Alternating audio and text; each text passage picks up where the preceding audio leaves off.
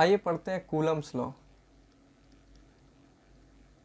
Coulomb's law, let suppose हम लोग दो चार्ज लेते हैं Q1 और Q2। इसके बीच में कोई तो इलेक्ट्रिक फोर्स वर्क कर रहा होगा जिसके वजह से ये अट्रैक्ट कर रहे हैं या रिपेल कर रहे हैं। इस चीज़ का स्टडी चार्ल्स कूलम ने 1785 में किया, जिसके बाद उन्होंने कुछ फंडामेंटल लॉ बनाया जिसको हम लोग कूलम्स लॉ के नाम से जानते हैं। ठीक है, establish the fundamental law of electric force between two stationary charge particles. Fundamental क्या होता है? फंडामेंटल मतलब होता है बेसिक, लॉ मतलब क्या होता है? Rule. He established the basic rule of electric force between two stationary. Stationary क्या हो गया बाबू? फिक्स्ड। बहुत मेन पॉइंट है ये। अगर ये चार्ज मूव कर रहा होगा तो ये बेसिक रूल या फंडामेंटल लॉ या कूलम्स लॉ यहाँ वर्क नहीं करेगा। चार्ज को स्टेशनरी होना पड़ेगा तभी जाके ये कूलम के जितने भी रूल्स हैं वर्क करेंगे। ठीक है, आइए तो इसी से हम लोग कूलम्स के लॉ को पढ़ते हैं क्या है। तो फर्स्ट लॉ ऑफ कूलम हम लोग को ये बताता है कि जो electric force between two charges होता है, electric force between two charges होता है वो एक स्ट्रेट लाइन में वर्क करेगा। ठीक है, और इस स्ट्रेट लाइन को हम लोग बोलते हैं सेपरेशन, और इसको हम लोग स्मॉल r से डिनोट करते हैं। इस लॉ से कूलम्स ने हमें ये बताया कि F is inversely proportional to r square. यानी अगर हम लोग सेपरेशन बढ़ाते हैं तो फोर्स क्या होगा? घट जाएगा। ठीक है, सेपरेशन को अगर हम लोग घटाते हैं तो फोर्स क्या होगा? बढ़ जाएगा। ऑब्वियस सा बात है कि अगर हम यहाँ पर देख रहे हैं Q1 और Q2 को अगर दूर लेके जाएंगे तो फोर्स क्या होगा? घट जाएगा। Q1 Q2 को पास लाएंगे तो फोर्स बढ़ जाएगा।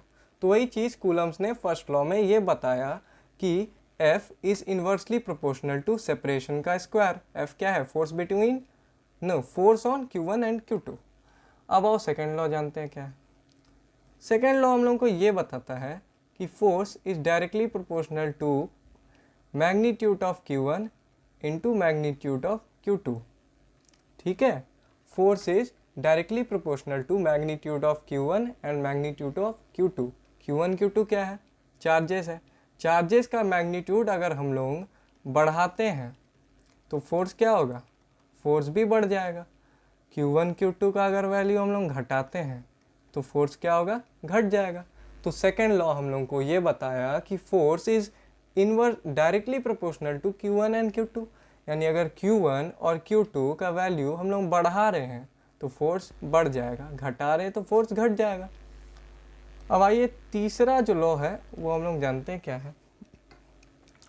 तीसरा लॉ हम लोग को ये बताता है कि अगर दो चार्ज है, उसका पहला का जो चार्ज पॉजिटिव है, दूसरा चार्ज भी पॉजिटिव है। ठीक है, तब ये चार्ज क्या करेगा? अट्रैक्ट करेगा या रिपेल करेगा?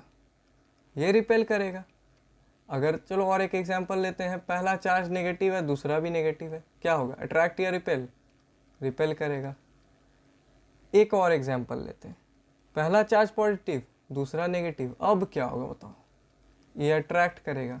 ठीक है, सेम साइन अगर रहा तो हमेशा रिपेल, डिफरेंट साइन हमेशा अट्रैक्ट। तीन लॉ में हमको इतना ही पता चला कि पहला लॉ ये बताता है F is directly proportional to 1/r square. दूसरा लॉ ये बताता है F is directly proportional to Q1 and Q2, magnitude of Q1 Q2। Third law हम लोग को ये बताता है कि positive positive repel, negative negative repel, positive negative attract. क्या सर, क्या बताया? समझ में नहीं आया। पॉजिटिव पॉजिटिव क्या होता है? मतलब same sign repel, different sign attract. आइए अब नीचे देखते हैं, इसको थोड़ा बुकिश लैंग्वेज में क्या बोलते हैं वो पढ़ते हैं। It is directed along line joining the two particles and is inversely proportional to the square of separation distance r between them. इतना बेकार क्या है ये? फर्स्ट लॉ है ये। क्या बोलता है? F is inversely proportional to r square. इतना ही चीज़ है। ठीक है, और क्या बोलता है? इलेक्ट्रिक फोर्स जो होता है दो चार्जेस के बीच में सेंटर से पास होता है, लाइन से, सेंटर नहीं, एक लाइन से पास होता है। ठीक है, दूसरा जो लॉ है हम लोगों को क्या बताता है, it is proportional to the product of magnitude of charges, यानी F is directly proportional to Q1 and Q2। ठीक है। तीसरा लॉ क्या होता है, plus plus repel, plus minus attract, मतलब same size same sign repel, different sign attract. ठीक है।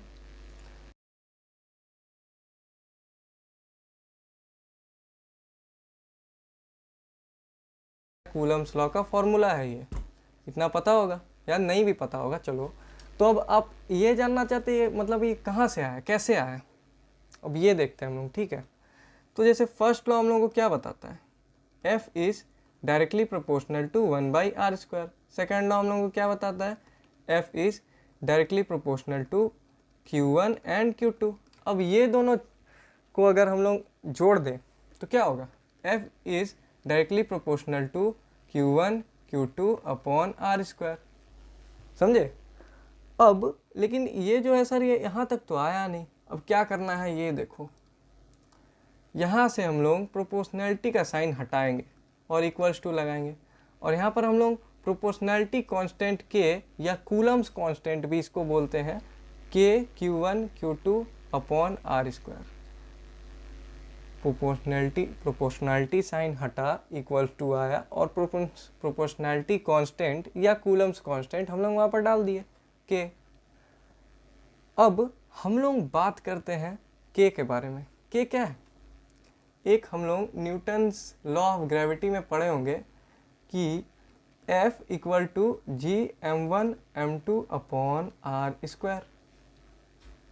यहाँ जो G है और यहाँ जो K है दोनों का सिमिलर टाइप का काम होता है, बट G जो होता है वो स्मॉलर होता है K से। ठीक है। G का वैल्यू जो होता है वो स्मॉल होता है, K का वैल्यू बिग होता है इन कंपेयर्ड विथ G। ठीक है। अब G का क्या वैल्यू होता है, 6.67 इंटू 10 का पावर -11। K का वैल्यू क्या होता है, 8.9875 इंटू 10 का पावर 10 का पावर 9। बट क्वेश्चन सॉल्व करते करते कभी कभी इसको हम लोग 9 इंटू 10 का पावर 9 भी लेते हैं। ठीक है। मैक्सिमम यही लेते हैं कि इतना बड़ा कौन करेगा। यहाँ पर हम लोग देखते हैं कि G छोटा होता है, K बड़ा होता है, बट दोनों का काम सेम है। अब हम लोग तो यहाँ पर लिख लिए 9 इंटू 10⁻9, वैल्यू तो होगा वही, यूनिट तो होगा। तो आइए K का हम लोग यूनिट डिराइव करते हैं, K का यूनिट डिराइव करते हैं। K का यूनिट आ जाओ, थोड़ा लाइन बना दिया जाए। यहाँ पर लिखते हैं हम लोग कूलम्स लॉ का formula, F equal to K Q1 Q2 upon r²। ठीक है। K को यहाँ ले आते हैं, F को नीचे भेज देते हैं। ठीक है।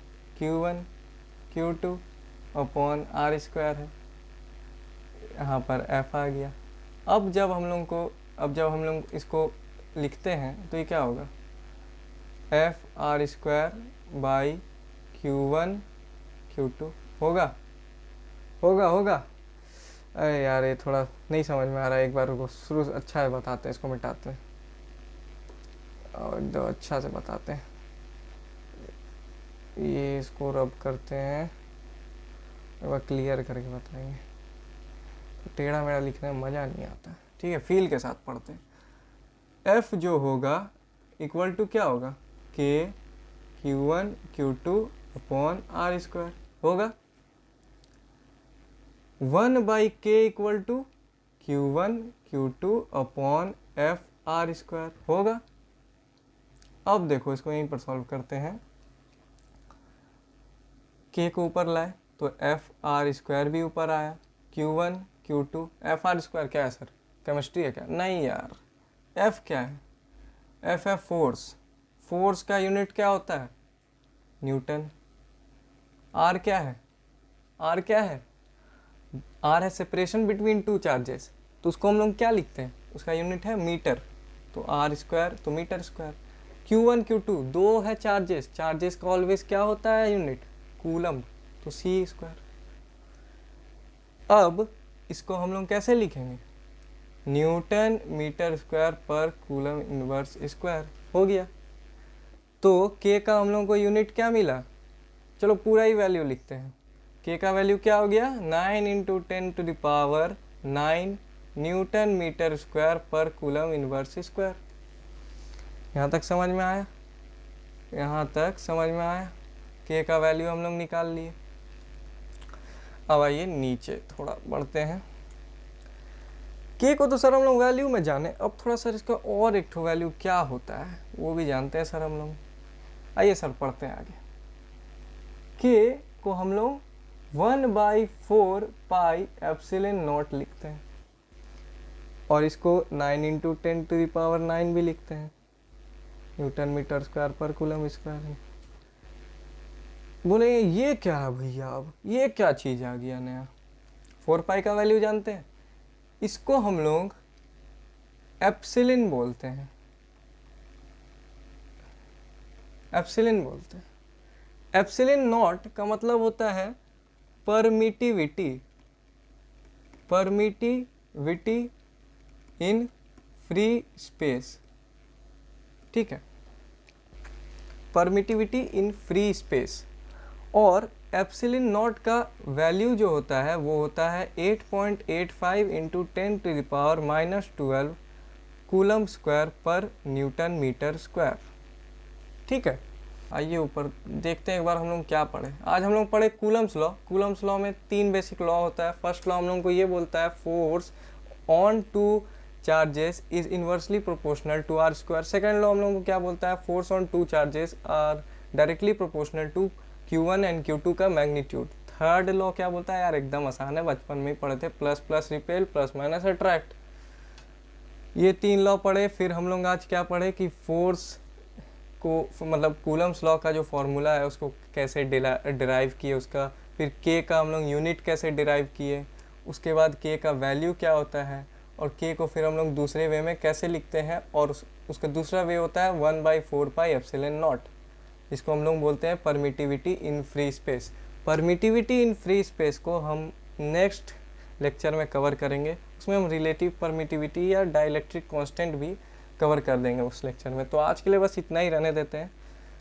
अगर कुछ भी डाउट हो इसमें रिलेटेड तो आप कमेंट में कमेंट करना, उसको भी क्लियर कर देते हैं।